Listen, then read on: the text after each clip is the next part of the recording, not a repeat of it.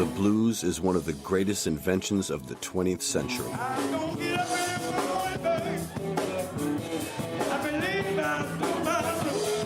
I woke up this morning, around for my shoes.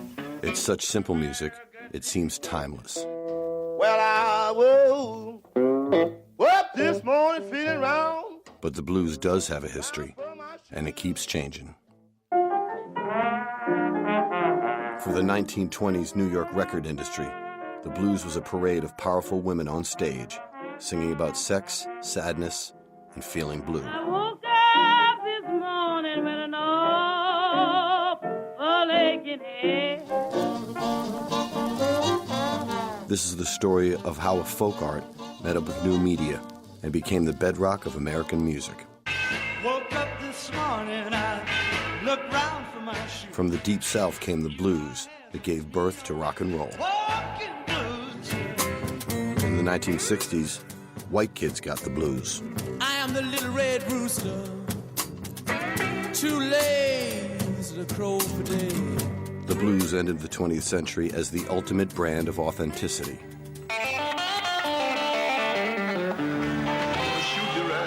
Music that could be celebrated by prisoners and presidents. This is music with humble beginnings. Oh, good morning, found my baby gone.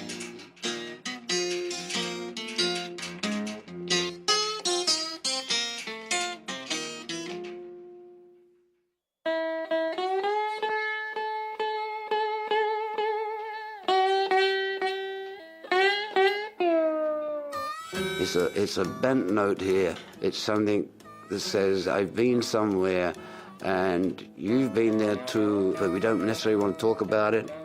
And blues is kind of like that. It's kind of a mystery, and long may it stay a mystery, you know. The blues may have had its roots in Africa, but the music was born in the USA. I'm going down in Louisiana. Why is it that there is no blues in Cuba, no blues in Puerto Rico, no blues in St. Kitts and Nevis? Why is that not happening? I'm going down in New Orleans. Get me a... In 1865, the American Civil War freed the slaves. By around 1900, the blues had emerged in the Deep South. Their musical roots may have been ripped from the African soil, but to talk to each other, Black Americans needed to forge a new language.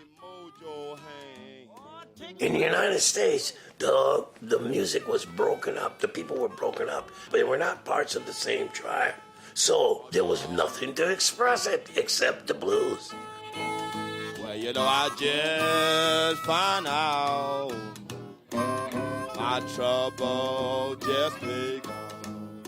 From the start, the blues spoke in the first person, talking about moving on and leaving your troubles behind.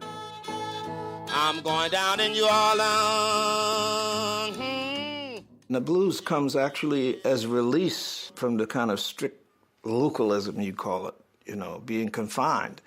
And it's, you know, you suddenly get songs about people traveling and people going to see this and people what they met on the road.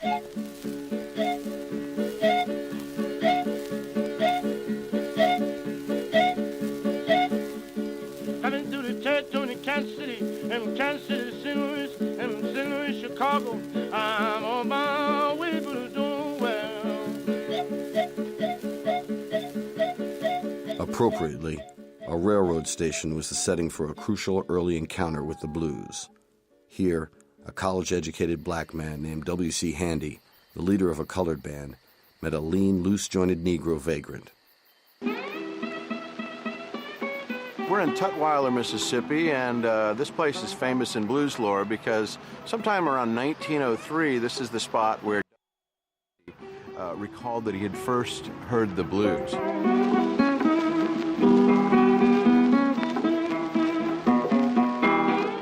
He was sitting here and heard a musician playing a guitar by pulling a knife across the strings, and Handy recalled it was the weirdest sound he had ever heard.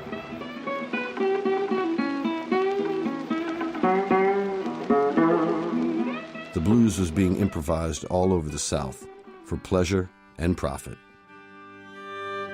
Okay.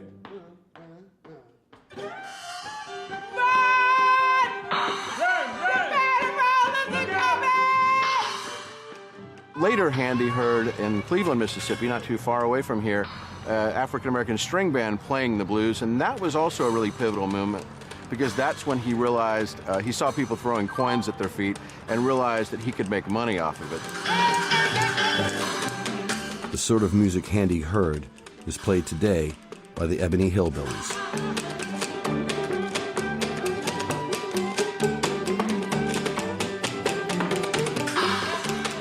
Early blues music was dance music designed for adults to get them to come to some place and drink and have a good time. And so it's mating music, essentially. It's about men and women.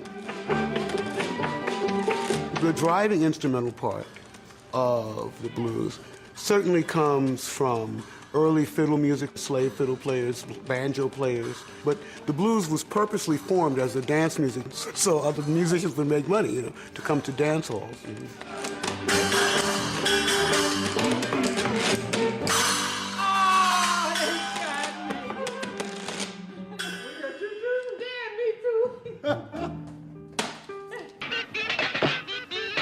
At the turn of the century, the blues was being played by the poorest people on whatever came to hand.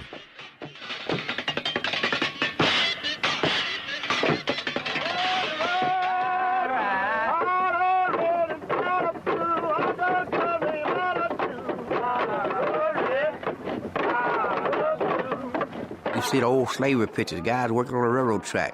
They get to hitting the hammer the same way, Then they make up a song. Hop, boop, hop, boop, hop, boop. I've heard guys say they put a piece of wire inside of a house and play. Take tambourine, they play. They take a wash tub, they take a wash bowl, take spoons. Anything that you put together like that with a feeling, somebody will listen.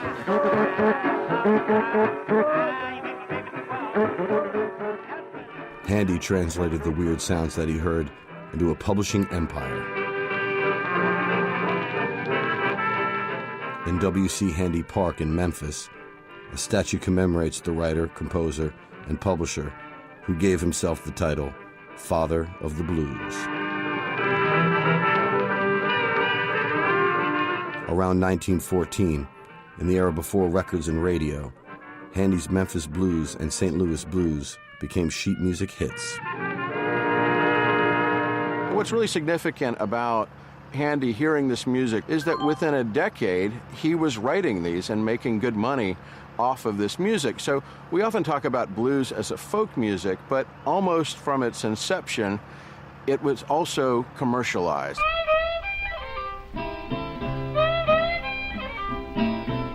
Soon this new musical form was crisscrossing the southern states of America.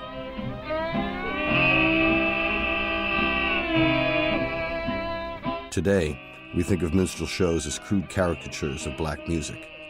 But at the beginning of the 20th century, dozens of African-American minstrels were putting on tent shows across the South. Woke up this morning, same thing on my mind. Woke up this morning, same thing on my mind. Minstrel shows and their successors, the medicine shows, which toured the South right through the first half of the 20th century, were, in a sense, academies for musicians who wanted to become professional.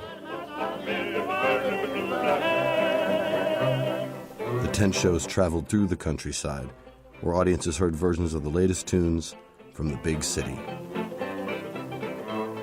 They were almost like kind of traveling salesmen for songs. They would pick up stuff from all over the place, whether from the vernacular, from songs that were being sung in plantations, or by professional troupes, by musical comedy troupes that was available on sheet music.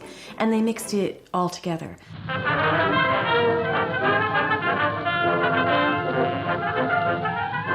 The men and women writing and performing the blues were ambitious.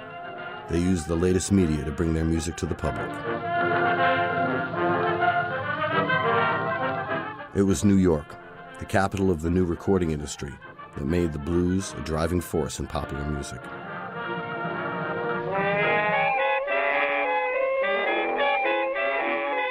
Initially, the record business ignored black musicians. You have to remember that in this period, in the teens and 20s, the money in songs was in publishing. It was not in recording. And Perry Bradford, who was a black songwriter, he was a contemporary and a competitor of W.C. Handy's, was writing these songs, and he wanted to get hits. I can't eat a bite for the man I love. In 1920, Perry Bradford scored a big hit with Crazy Blues, sung by Mamie Smith. Now I got the crazy blues. Since my baby went away. It's said to have sold 1 million copies. No one knows for sure, but what is certain is that it launched the blues as pop music. Now I got the crazy blues. In the early 1920s, record companies began to release race records, music by black performers for black audiences.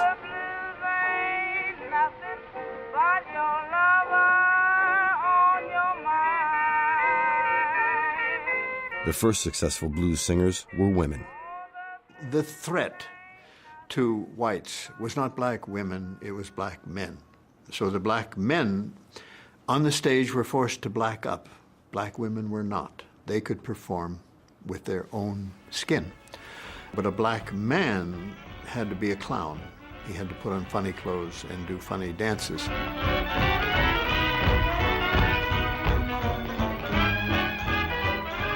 There was always interaction, although not always favorable, between American white males and black women. They were allowed to do or be vocal or say certain things that the black males wouldn't be able to say or do. All the blues ain't nothing but a slow aching heart disease. They were more showbiz in their own way, even though they were as gut blues as anybody else, but they had to dress it up, and there's nothing like a dressed up lady to turn the interest, I think. I love my man, but he treats me like a dog. Luckily, they were some of the most phenomenally great singers. Even through those old records, you can tell the timbre of their voice and their delivery was amazing, because this was out pre-microphone, you know, so these girls really had to be able to project. In segregated 1920s America, the blues queens performed on a black theater circuit, and they lived their lives in a black underworld. When the artists used to perform and travel around, they would have to stay in people's houses, which turned out to be things that we called the buffet flats, in which you could get entertainment, food, you could get a bed, and you could get a bed with someone else in it if you wanted, you know. Woke up this morning when chickens were crowing for day. The blues may have been a view from the bottom of society, but in 1923, the blues produced its first superstar, Bessie Smith. A dark brown woman from Chattanooga, Tennessee, she was a veteran of 10 years of touring with minstrel shows. Some people call me a hobo, some call me a bum. Nobody knows my name, nobody knows what I've done. Bessie Smith was talking about the woes of life with women, and that's probably why she was so popular. You know, she talked about domestic violence, which is what we call now. She talked about even fighting back. Come on now, you gonna move? Don't you hit me? What's it? Now, yeah, now wait a minute, Cliff. Grab the woman. Emerging from a dirt-poor background, Bessie Smith at her peak commanded $2,000 a week for her live performances. Oh, my baby. Oh, no.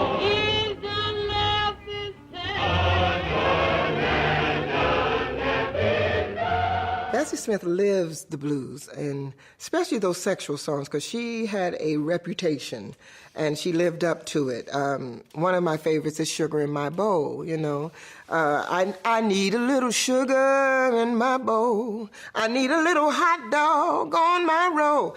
I could stand some loving for so bad. I feel so funny, I feel so sad. You know, it's just something to entice.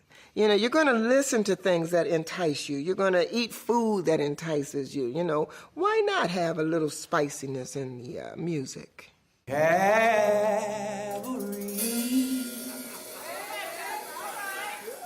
The blues was black music making a lot of money for its superstars. But the structure of the music came out of work songs and churches. If it wasn't for cabaret, where would I be?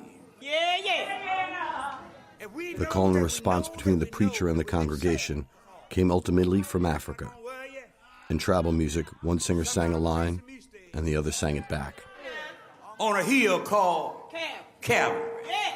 In the blues, the second voice became an instrumental voice. Y'all praying with me? Y'all praying with me? The chord and response, when you sing the blues, you say a word, you say a lyric or whatever, and then you play behind that. You know, for instance, I said, thank you, sir. Then I dun-dun-dun, you know, thank you, sir, dun-dun-dun, you know. At Calvary, we hear the words. The call and response, you can go back to early Africa, and it's usually based on the form of people returning from a hunt, saying, you know, I caught this, blah, blah, blah, and the people say, yeah, you sure you caught that? Yeah, you know, it's acknowledgement and confirmation. You know, and did you hear that? Yes, I heard that. What did I say? This is what you said. What does it mean? It means this. Was on his shoulder on a hill called Calvary. Religion spoke of the life to come, but the blues was rooted in the here and now.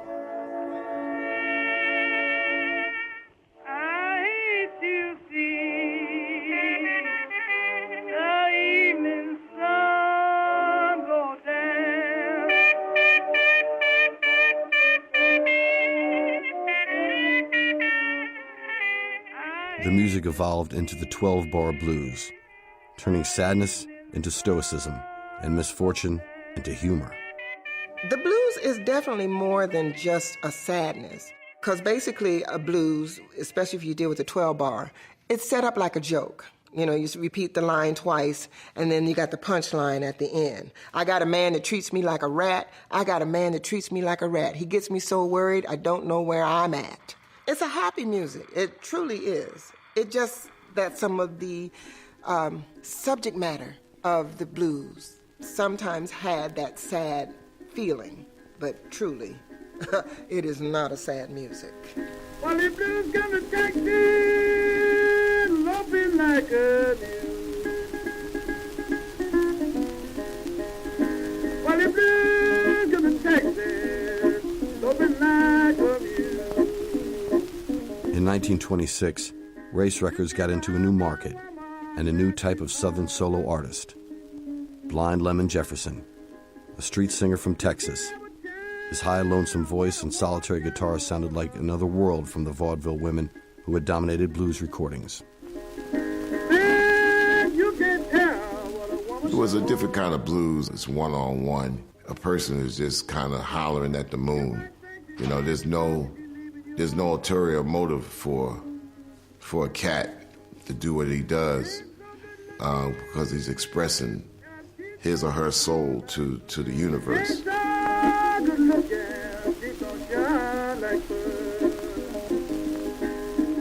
Blind Lemon Jefferson may have sounded like a voice howling at the moon, but he was backed by a business plan. Paramount Records employed black producer J. Mayo Williams to run their Race Records division. In his catalog, Williams appealed to his customers, asking if they could recommend any new blues talent. And by God, someone working in a record store in Dallas wrote to Paramount Records and said, there's this guy plays down by the tracks here who gets these huge crowds, and if we had a record of him, we could sell a bunch of them. And that was Blind Lemon Jefferson. And the record company thought he sounded terrible, but they gave it a try. And by God, it sold all over the country. What if one can't be by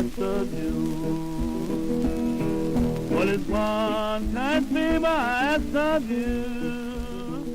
He became a recording star and his success transported him far away from singing on street corners in Texas.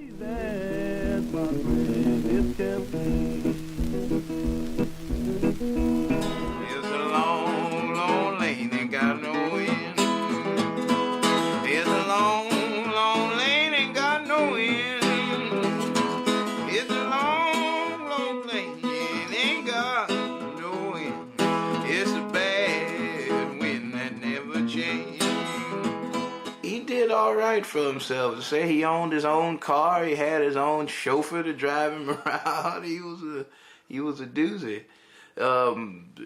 That's it. I don't know about Ragged. Some people say he was mighty sophisticated. Some people said he had some of the wildest suits you ever seen. Have you ever heard a coughing sound?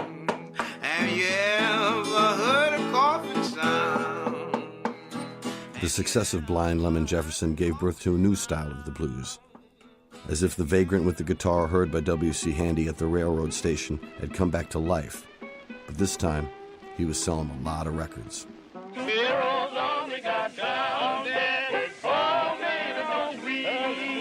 All over the South, the songsters were auditioning. They were street musicians with a big repertoire of songs. But the record companies wanted just one thing. And the reason these fellas got pressed so hard into the blues is because the recording companies found out that blues was big business. So all these, musicians who'd run around singing pop songs and ballads of the day end up writing a bunch of blueses.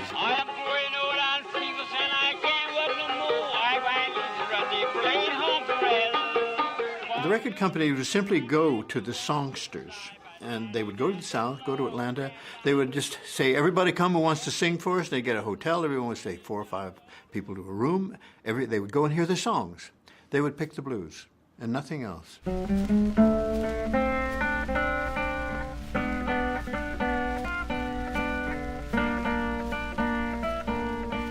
There was one region that supplied spectacular blues talent for the Southern market.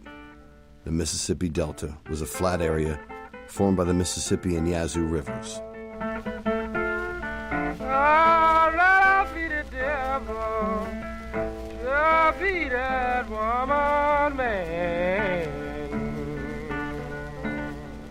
It was amazingly fertile soil for cotton, and it proved equally fertile for music. But this was no ancient landscape of big plantations filled with former slaves.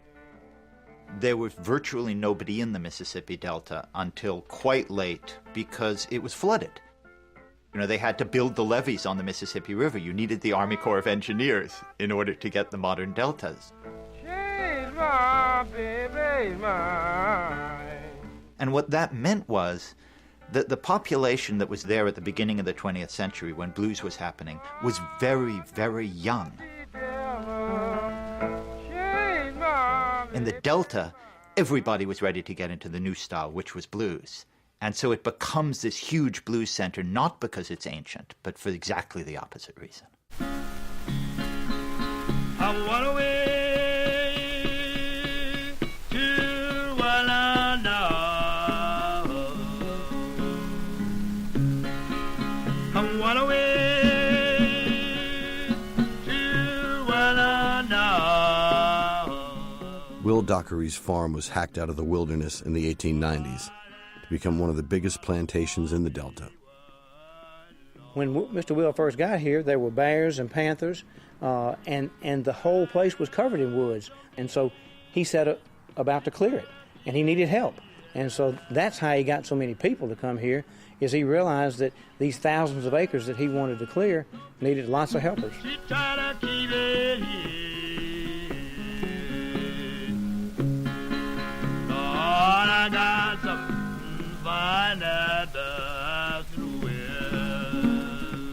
By 1920, there were more than 2,000 workers living on Dockery.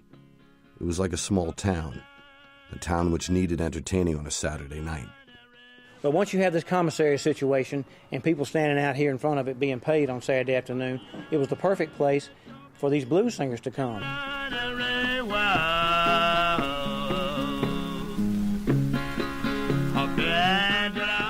The greatest entertainer based at Dockery was Charlie Patton, the father of the Delta Blues.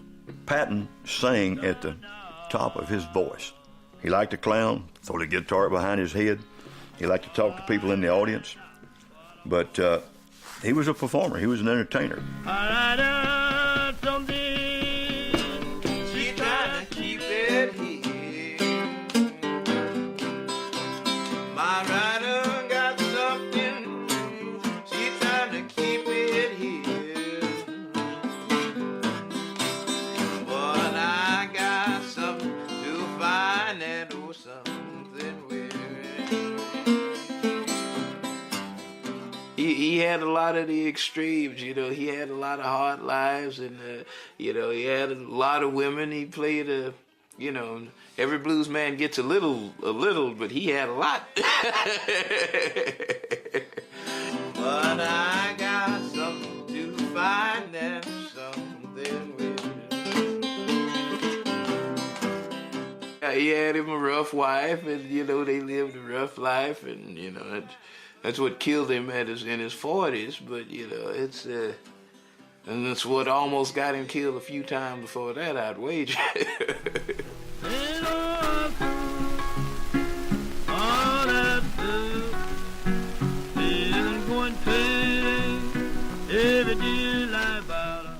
The blues singers traveled the South and performed in isolated plantations, but talent scouts connected them to recording studios. The most important venue was a furniture store in Jackson, Mississippi, owned by a white man, H.C. Spear.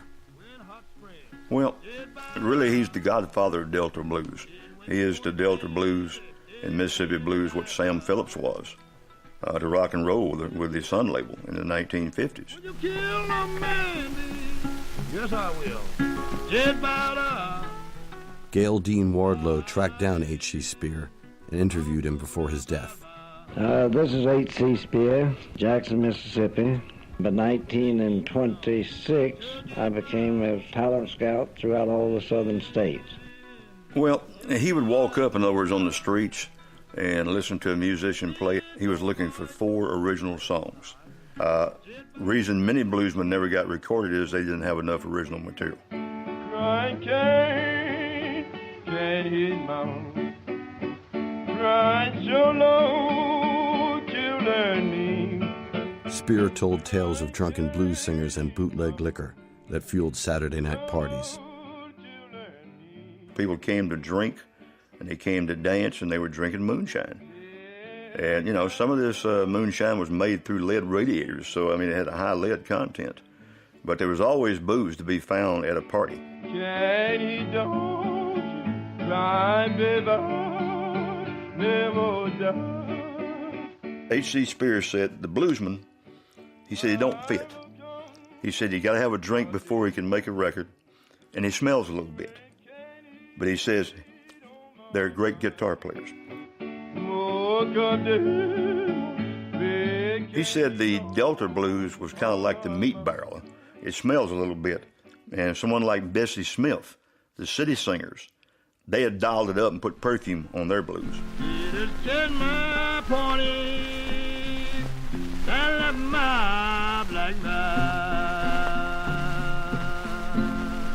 Spear got a letter from Charlie Patton in the Delta, and basically Patton said, I think I'm as good as anyone that's been recorded, and I would like to audition for you. Spear got Patton a record contract. Patton was good. Patton was one of the best talents I ever had, and he's one of the best sellers, too, on record. Mm-hmm. His records made him famous, and he passed on his tips to the next generation. How I started to make records was plying for mules on the plantation. And man come through there picking a guitar called Charlie Patton, and I liked his sounds. And so every night that I'd get off for work, I'd go over to his house and he'd learn me how to pick the guitar. So I got good with it. For the musicians who started their lives on these plantations, Howlin' Wolf, Muddy Waters, B.B. King, and many more, the blues offered a way out. Excuse me. These guys never picked cotton in their life. That's why they're playing the blues, you know. to get out of the cotton fields they were playing. The black families working in these cotton fields were sharecroppers, and for many, it was a modernized form of slavery. Hard time on everywhere you go. Times it harder than ever been before. Mississippi was the poorest state in the Union. Segregation was total, and the white man's word was the rule of law. A white shopkeeper like H.C. Spear understood why this was fertile soil for the blues. You take the Negro, for over 100 years, he's been deprived of so many privileges. They could get into the fields and become more satisfied with themselves by singing, you understand. It was singing off something that's happened to them. White man would take them and keep them for a week or two and not pay them anything, or either maybe kill one or two now and then.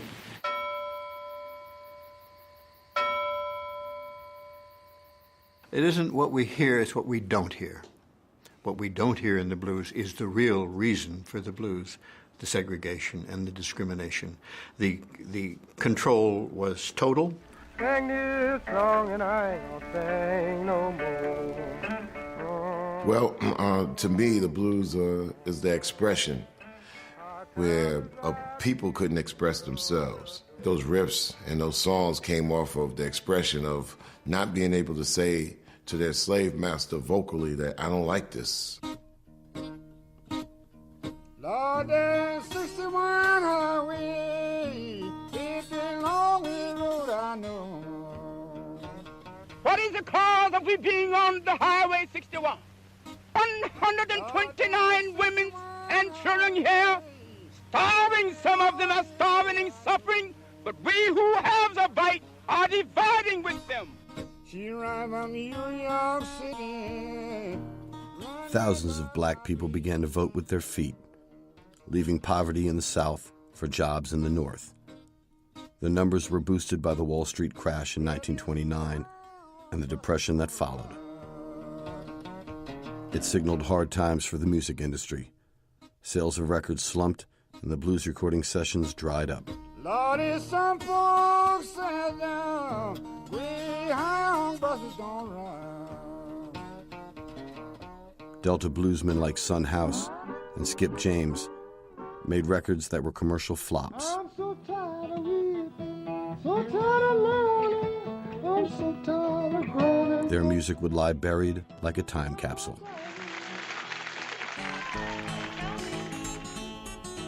But in the 1960s, they would be rediscovered and acclaimed as masters of the Delta blues by a young white audience who adopted the blues as their own.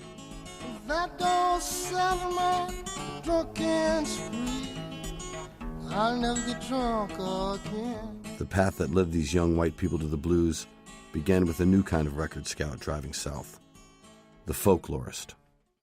Be my woman, girl, I'll be your man. Be my woman. The only white people so far involved in the blues had been record manufacturers looking for hits. But the folklorists were looking for music they wanted to preserve.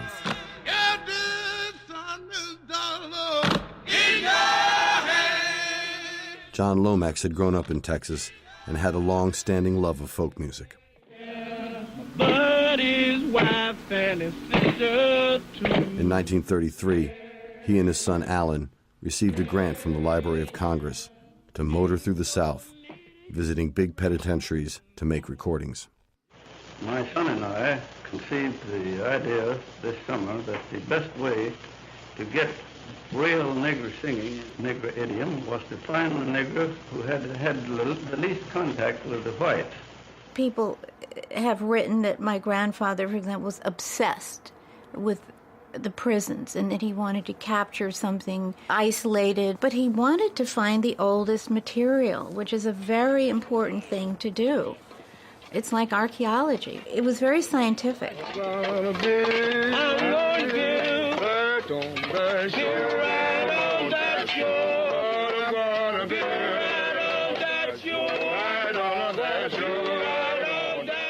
prisons in the South were huge farms, which were run for profit. Lord, I'm satisfied. I mean, I think you could almost call it an extension of slavery in the 20th century. And the men had to work from sun up to sundown, what they called from cane to caint, from when you can't see in the morning until you can't see at night, the whole of the day, in unbearable heat as well.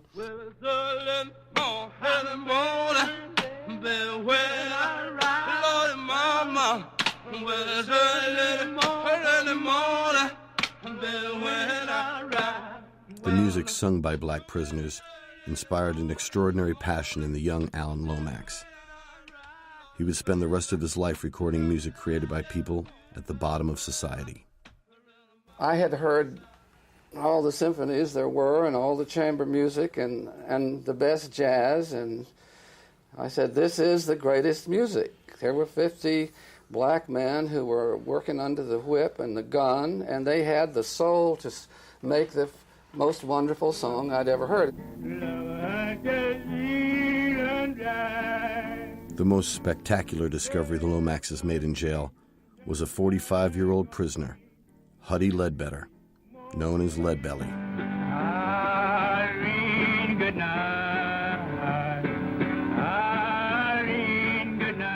He was a convicted murderer and had a fantastic repertory of blues and ballads.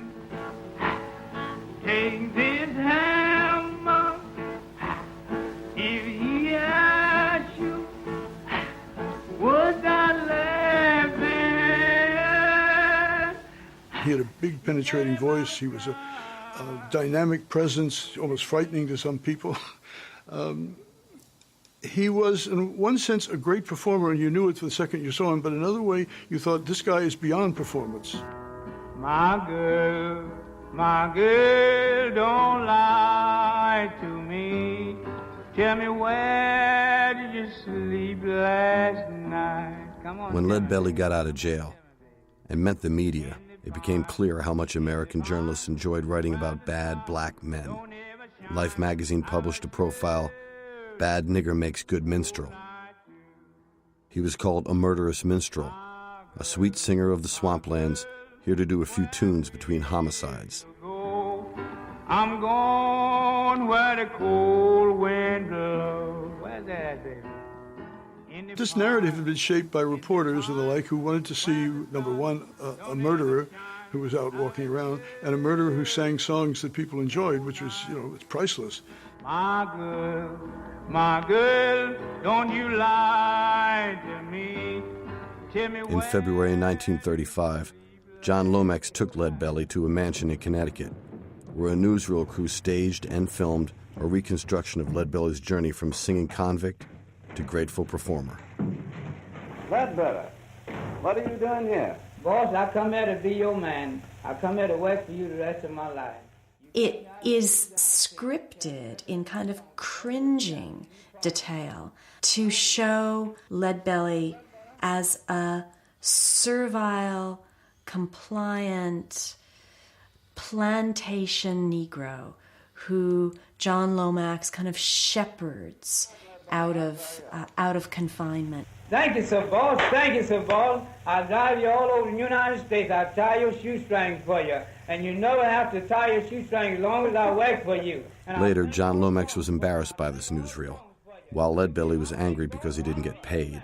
Thank you, sir, boss. Thank you, sir. Thank you, sir. Despite growing tension between them, Leadbelly performed with Lomax at Harvard University and literary conferences.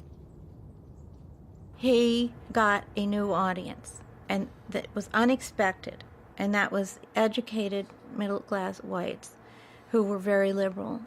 He didn't really have an audience among blacks.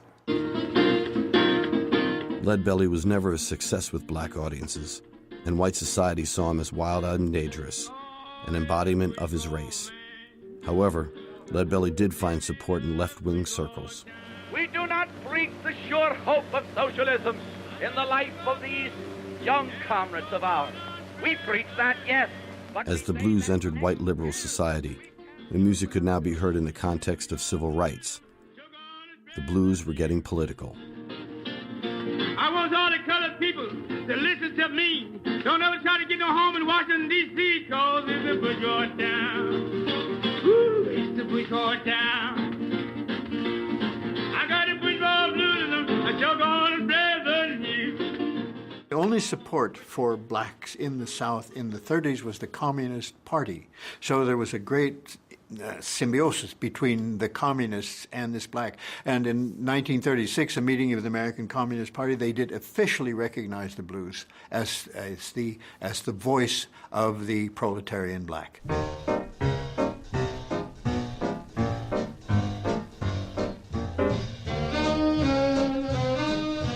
But proletarian black record buyers were dancing to a different beat. The blues records that dominated the Harlem hit parade of the 1930s were by the Count Basie Orchestra. Don't the moon look lonesome shining through the trees? Don't the moon look lonesome shining through the trees? Don't your house look lonesome when your baby back up to leave? You see, to dance, you must have a beat. In every beat, you put your foot down on a beat, and that's what Basie does for you. You can dance to his music, it don't matter what he plays, any sound. And that's why da da da da da da da. Well, that's so pronounced, you can't miss it. You can't love me, baby, and treat me that way. Count Basie's band combined the blues sound of Bessie Smith with the latest developments in swing. It was a very successful formula. He took an 8-bar phrase, made it a 12-bar phrase. Now you got the blues. And he had 16 guys who can shout it. Oh, God, they were great. In the evening, Mama, when the sun goes down. The blues singers were getting more sophisticated. The new style of blues crooners, like Leroy Carr, were no longer shouting the blues. We have electrical recording. Simple as that. You didn't need to shout. So these singers could be more intimate. And there's another innovation comes at the same time, radio. So an intimate voice singing softly in a radio late at night, irresistible. Well, it's hard to tell which one will treat you the best when the sun goes down. This melody was not lost on a young man in Mississippi. Well, it's hard to tell when all your love's in vain, all your love's in vain. In 1936, a 25-year-old walked into H.C. Spears' store in Jackson, Mississippi. His name was Robert Johnson. He had a bunch of songs, and he wanted an audition to make some records. Well, I felt lonesome, I was lonesome, and I could not help but cry. All my love's in vain.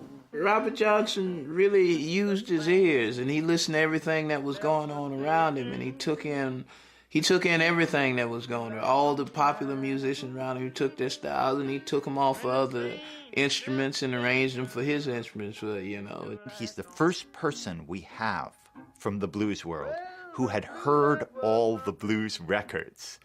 And as a result, he's the first person who doesn't just play a style from his place. He's like already this compendium of the greatest blues styles of the 20s and early 30s, and he's putting it all together.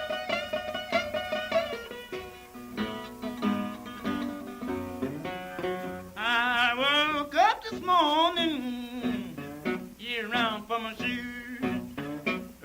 In his short lifetime, Robert Johnson recorded 29 songs. He remained almost totally unknown.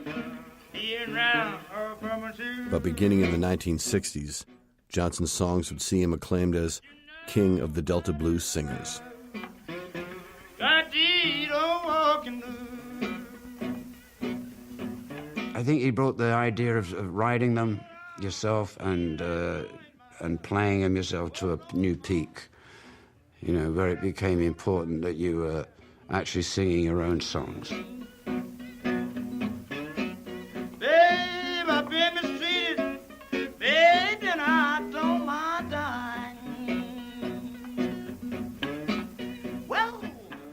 guitar playing is on the virtuoso scale. This is, you're listening to an orchestra there. You're not listening to one guy. This is impossible.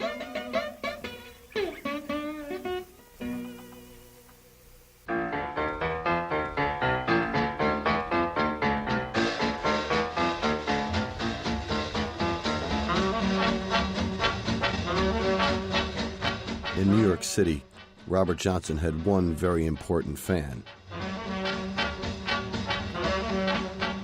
John Hammond was a record producer from a wealthy background who combined left-wing politics, man-about-town sophistication, with a very discerning ear.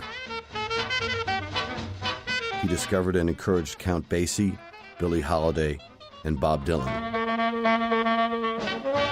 Hammond described Johnson as the greatest Negro blues singer who has cropped up in recent years in a communist magazine.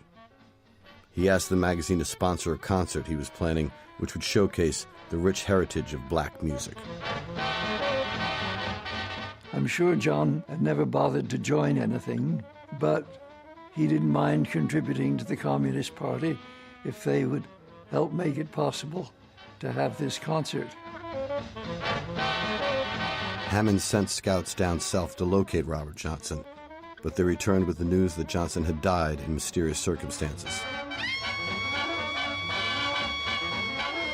Nevertheless, the show went on.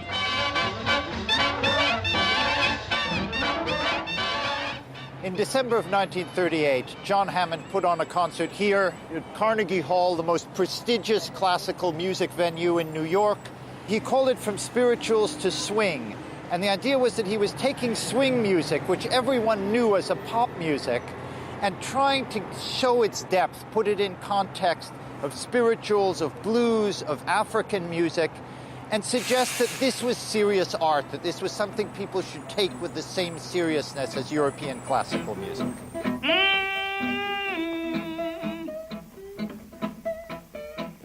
I got this morning a blues walking like a man. Hammond began the show by playing 2 Robert Johnson records. The blues, the low down secretary. Then, as a substitute, he brought on another blues singer, Big Bill Broonzy. Way down yonder in New Orleans, looking for a girl that I hadn't never seen. They said she got good jelly. Broonzy was based in Chicago. He had released over 100 records under his own name. He wore sharp suits and played the latest musical styles. But because Hammond was in love with the idea that the blues came from a primitive countryside, he presented Broonzy as a simple farmhand. Keep your man, you got to keep good jelly. Hammond wrote, Big Bill Broonzy was prevailed upon to leave his Arkansas farm and mule and make his very first trek to the big city to appear before a predominantly white audience. He was completely a Chicago musician, but his job in that concert was to represent the rural blues, and so they turned him into that. And Big Bill Broonzy was no fool and realized that that was a good part to play and kept playing it in New York, in London, in Paris. I got the key to the highway, and I'm built out and bound to go. Hey, hey, hey, hey, Lord, Lord, hey, Lord. Hey, hey, Lord, Lord, Lord, hey, Lord. The blues was being redefined. It was no longer just black pop music. It was now folk art from the era before records and radio. Its new middle-class white audience heard the blues as music endangered by the modern world. Musicians and sociologists can now study American folk songs that have never been transcribed and would otherwise be lost if the library officials did not go to the field to record unknown primitive singers. In 1941, John Lomax's son, Alan, was at the Archive of Folk Song at the Library of Congress, and he was heading back into the field. Ain't what you do, it's the way that you do it. Ain't what you do, it's the way that you do it. Ain't what you do, it's the way that you do it. That's what gets results. Working with a team of black academics, Lomax set out to examine every aspect of music in the Mississippi Delta. They visited juke joints to discover what the locals were listening to. It wasn't Robert Johnson's blues, but recordings by urban black hitmakers. In Lomax's notes, there's a wonderful account of late one night. He's wandering around, stumbles across a juke joint on the edge of a cotton field, and opens the door to find the whole place lit up and everybody in there jitterbugging to Fats Waller. I think what you do is the way that you take what you say is the way that you take. I mean, this could have been any place. That's what gets results. In his field trip through the Delta, Lomax recorded one man who was to become a blues legend, a 28-year-old tractor driver, McKinley Morganfield, also known as Muddy Waters. I get late over in the evening, child, I feel like blowing my horn. I woke up this morning and find my little baby gone. Muddy Waters had a profitable sideline distilling illegal liquor, so he was suspicious of this white man and his recording equipment. Muddy thinks that Alan Lomax is going to bust Muddy for bootlegging moonshine. And so Muddy doesn't trust this guy as far as he can throw him. The way Alan Lomax wins Muddy's trust is Alan White drinks out of the cup that Muddy has just had a sip out of. And Muddy thinks, oh my God, even the revenue agent wouldn't drink after a black man. This guy must be serious. I want to know the facts and how you felt and why you felt the way you did. That's a very beautiful song. Well, I just felt blue, and the song veiled into my mind, and it's come to me just like that song, and I just started singing and went on. I feel mistreated, girl, you know now. I don't mind living in more. If I had a not right line. Yeah, been mistreated, baby, now, baby, and I don't mind dying.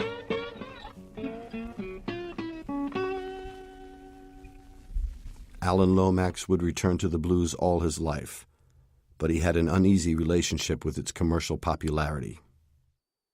He always felt, of course, that it was the music of the people who were singing it. It wasn't an industrial music, it wasn't a big business music, it was actual music that had come from the hearts of people, you know, and from the lives they lived. Alan did not see the blues as a commercial form of music. He was more interested in documenting, like, the country-style blues, the early proto-blues and field hollers and those sorts of things.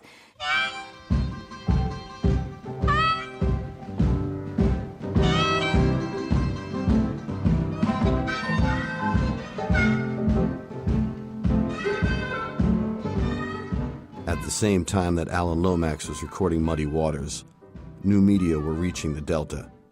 The first blues radio program began to broadcast from Helena, Arkansas, and they publicized themselves with a touring road show. Yes, ain't that a pity? People ain't that a crying shame. Ain't that a pity? I declare it's a crying shame. It starts out light as air, white as snow. That's world famous King Biscuit flour, the perfect flour for all your baking needs. King Biscuit Time was sponsored by a local flour manufacturer. Aimed at black listeners, its broadcasts were timed to catch the workers at lunchtime on the plantations, including Muddy Waters. All the money. Muddy used to hear the show on the air every day at 12:15. And Muddy was out in the farmland listening to the show, and as so many others were. That's how they knew about it. They said, they should hear our kind of blues. We're the blues artists.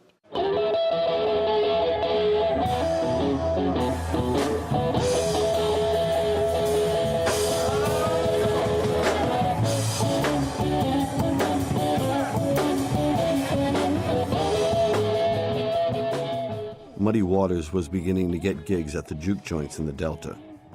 The Blue Front Cafe started in the 1940s in Bentonia, Mississippi.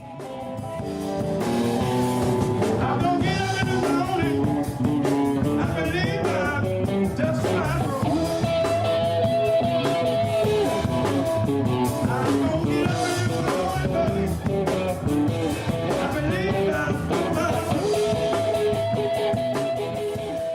juke joint, music, drinking, gambling, eating.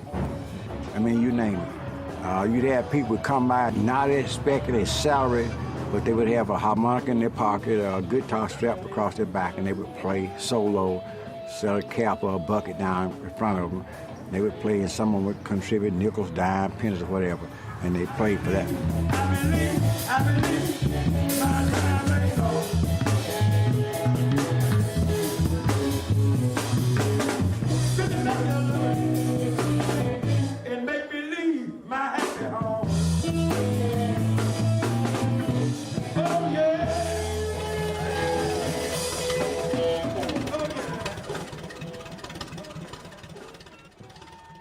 But blacks were leaving the South in large numbers, pushed off the land by new machines on the plantations, and pulled towards the North, especially Chicago, by jobs in the factories. The motivation for Muddy Waters to put on his best suit, have his picture taken, and leave Mississippi arrived in the shape of a record sent by Alan Lomax. In an evening at the White House devoted to celebrating the blues, America's first black president focused on that moment. Lomax sent Muddy 2 pressings from their sessions together, along with a check for $20. Later in his life, Muddy recalled what happened next. He said, "I carried that record up to the corner and I put it on the jukebox. Just played it and said, I can do it. I can do it." In many ways, that right there is the story of the blues. Well, I feel in my like I feel today. Heading for Chicago, Muddy caught the train out of the Delta in 1943. When I'm troubled, I'm alright. Well, babe, I just can't be satisfied, and I just can't keep on. The trains were segregated.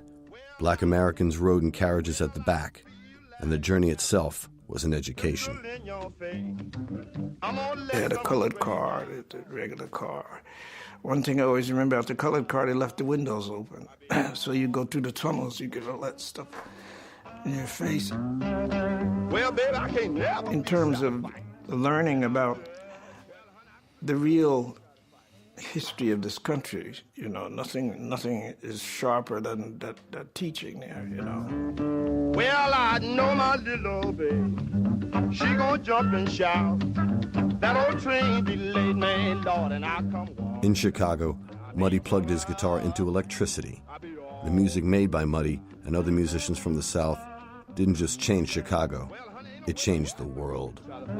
And I just can't keep on.